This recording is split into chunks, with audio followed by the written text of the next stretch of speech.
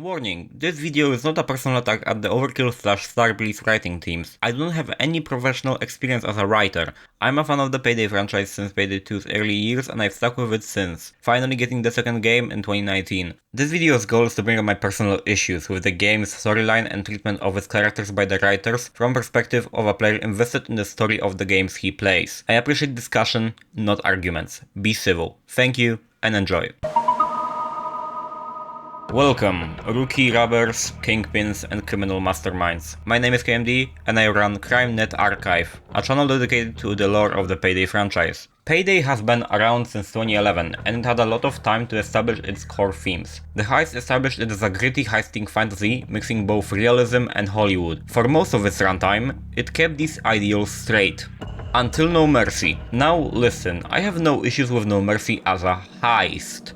I believe it's a really enjoyable time. However, the fact that the job is only done for Bane to get the Guide of Cagliostro caused a downfall for the core themes of the franchise and eventually turned the story of Payday into a complete joke. Now I know, you heard that all the time and I was on your side a month ago. There's a loud group of players that hates the secret and everything it connects towards, but when I thought about it and looked back at the story of the entire franchise, I realized that this is the reason why the story of Payday is a mess and we cannot decide what is the heisting fantasy that Starbreeze is talking about when trying to implement it to Payday 3. Because of the Guide of Cagliostro, Overdrill is some mythical Mayan treasure searched for centuries. While I make myself sound like I hate the artifact hunting tropes in heist media, I do not. However, I hate that the Overdrill gold is actually a thing connected to the Ark of the Watcher and the Payday 2 secret. Now, here is the biggest controversy in this video yet. Hardcore Henry is the second culprit, because it made supernatural occurrences completely reasonable in the Payday universe, essentially giving the Nephilim, Baldwin, the Watchers and all the rest a warm welcome into the story. Payday is not the kind of media to write a fantasy story about demons, angels, etc. Payday was meant to be a semi-realistic heisting fantasy.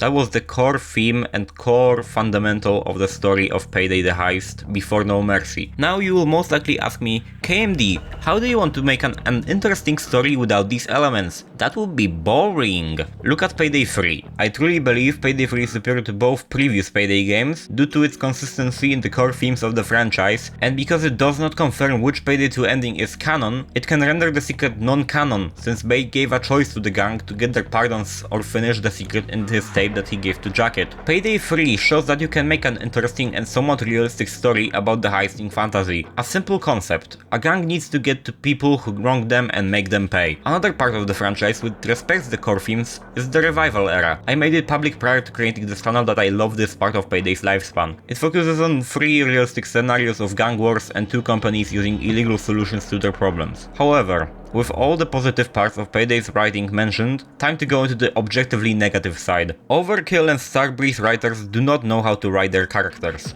You cannot tell me you are not maining your character only because you like their aesthetic and or voice lines. I do not believe you. Most of the Payday gang members have almost no backstory whatsoever, and those who have backstory, it's very lacking. Characters who are made specifically have no backstory like Bane, while have a lot of positive factors because of their mystery, fall flat either because of the issues I mentioned with the storyline, or because of one simple factor that basically causes the characters to be so bland. They show no emotions whatsoever. Think about it. Outside of Payday 3, do you remember any of the characters being vulnerable on the screen or interacting with other characters in-game through conversations, aside from Payday the Heist being the bland, "Oh, what are we going to do? Go left, go right.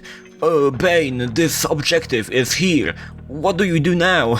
There is very little examples of that. Somewhere in Mexico is a very hard-hitting cutscene because of its emotional weight. Chain's voice line when buying the contract for No Mercy in Payday 2 shows that he is broken by the fact that Bane is slowly dying and he wishes the gang didn't pick up No Mercy. Fucking based. Bane killing Kento in Hell's Island hits hard because we are afraid for Bane's life. These are the only emotional moments before Payday 3 I can remember. What I want Starbreeze to do with the story of Payday 3 is simple. Give their characters more depth, share more backstory, give us more of their interactions and simply stick to the fundamental themes of Payday. Thank you for watching. I have a lot more ideas for future videos, so make sure you stick around on the channel. Aside from that, let me know your thoughts in the comments and I will see you next time. Goodbye, heisters.